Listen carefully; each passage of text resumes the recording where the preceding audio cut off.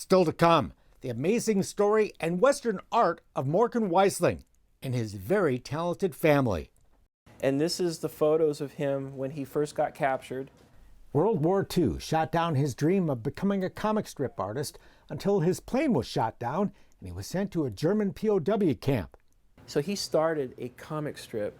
He gathered cigarette wrappers and bound them into a little sketchbook. And every 3 days, he'd add one panel to the story, and it would get passed around the entire camp. So for the guys, it was like having something to look forward to. Award-winning Western artist Morgan Weistling grew up hearing that story as his artistic father taught him how to draw. That story made him a hero in my eyes. That he was like, wow, that is so cool that while he's in prison camp, he's creating this story and helping others get through their time. When the POW camp was suddenly liberated, Howard Weistling managed to grab his prisoner file, but the comic book got left behind.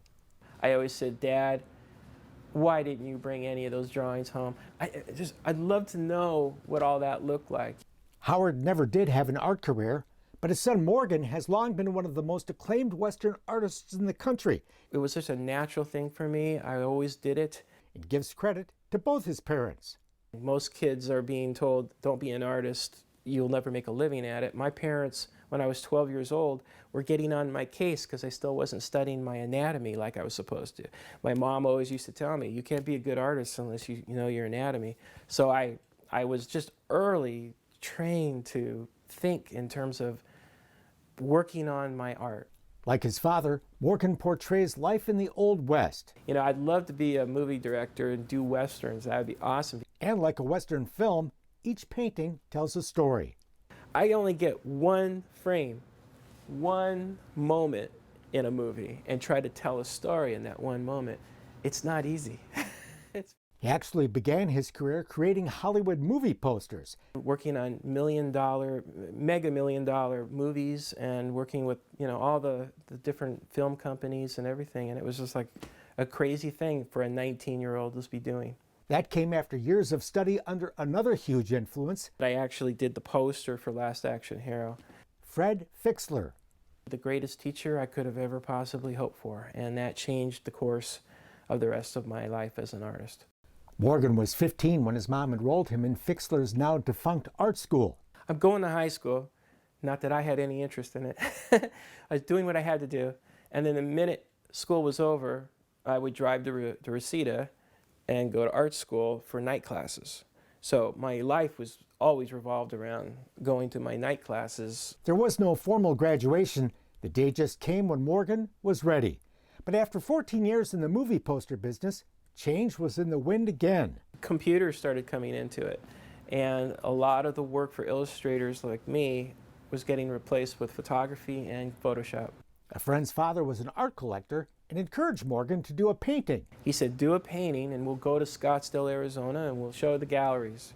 So I did a painting, went into trailside galleries, and they just were like, yes, we'll take it. And while I was there, they sold it. I hadn't even framed it yet. Well, okay, this might be easy. It isn't easy, but it has been successful. Morgan's a two-time winner of the top prize at the National Cowboy Museum's prestigious Prix de West art show and sale in Oklahoma, along with many other awards. And then the minute you get off the podium and accepted it, you go, now what am I going to do? He has no shortage of ideas, and they all center on a cast of characters he's created who make reoccurring appearances in his paintings, each with his own story. Every character I put in is real to me, and they have a relationship that lives on from painting to painting.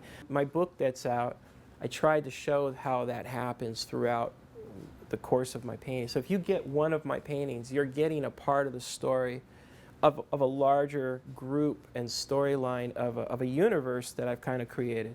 You won't find gunfights in Weistling's paintings.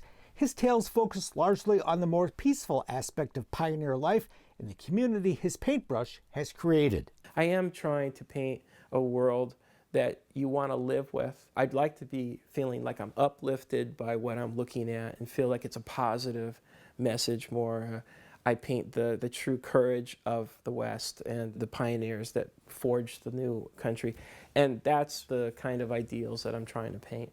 The artistic home and heritage Morgan grew up with lives on today. But it's kind of like having art school every day. His wife, Joanne Peralta, is a fine artist. I just have been a fanatic about Westerns since I was a little girl. With her own take on the West. Well, we have a rule.